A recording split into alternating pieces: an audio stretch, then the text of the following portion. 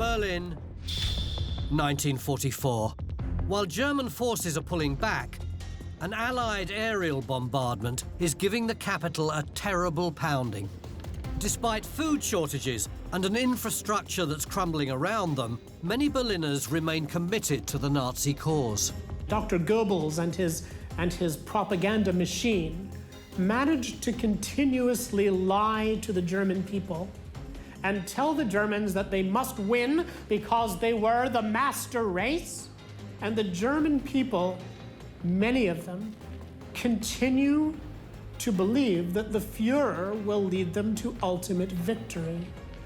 Their faculties for critical thinking have been so impaired by a generation of lies that even when the truth is staring them in the face, many of them fail to see it.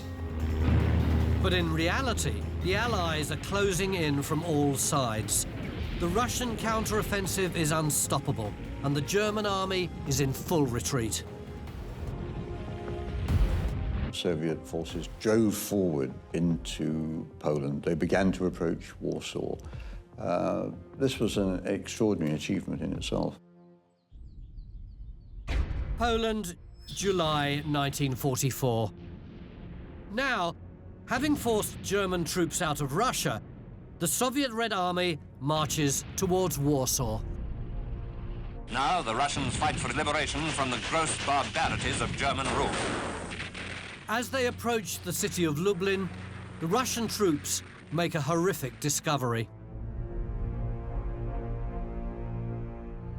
Arriving in Lublin, we paused in our advance and went into the death camp at Majdanek. The things we saw there, the ovens, still had the ashes of human beings everywhere. In the courtyard were 3 heaps of ashes standing 1.5 meters tall. Clothing and shoes have been cleaned and ironed, children's shoes in one area, women's shoes in another, all neatly laid out. And everywhere, women's braids and dresses. A horror. How could such things have been done? When the Red Army found Majdanek, they didn't yet know that this was part of a huge camp system. They didn't know that it wasn't simply an aberration. The reaction of Soviet troops was, as one might expect, I mean, they were horrified by what they saw. Made Red Army soldiers think, next time I catch a German, they're for it. Majdanek is the first shocking glimpse of the Nazis' Jewish genocide. It's a system of industrialized murder rooted in racist Nazi ideology that began well before the start of World War II.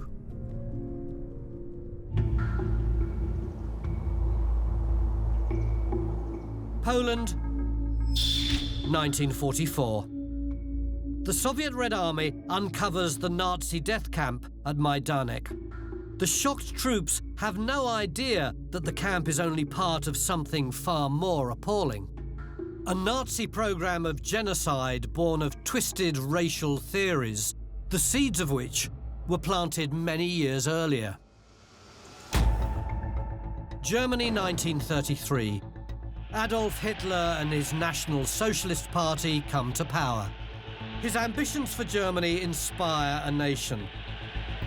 But the Nazis are consumed with a hatred for the Jews. What's so striking about the case of the Third Reich is that, unlike elsewhere, you have a government that comes to power which is obsessed with anti-Semitism. It's not that Germany as a whole, the whole population, is somehow more anti-Semitic than any other country in the rest of Europe, but rather that the people who lead the Nazi Party from the start, from the 1920s onwards, are obsessed with the Jews. Hitler sets out to deal with Germany's Jews with a policy of ruthless persecution. Anti-Semitic policy in Germany under Hitler moved forward step by step. It didn't all happen at once. First of all, there were boycotts. There were attempts to stop Germans from going to Jewish shops or visiting Jewish lawyers or doctors. Then Jewish children had to go and be taught in Jewish schools. And then came the race laws in 1935, in which Jews lost their citizenship status and so on. Then the Aryanization drive, taking over Jewish properties, eliminating Jewish wealth, and it's step by step. Most of the Germans were willing to exclude the Jews from German society. So they said, well, the people's community, the Volksgemeinschaft, are we, and the Jews don't belong to that.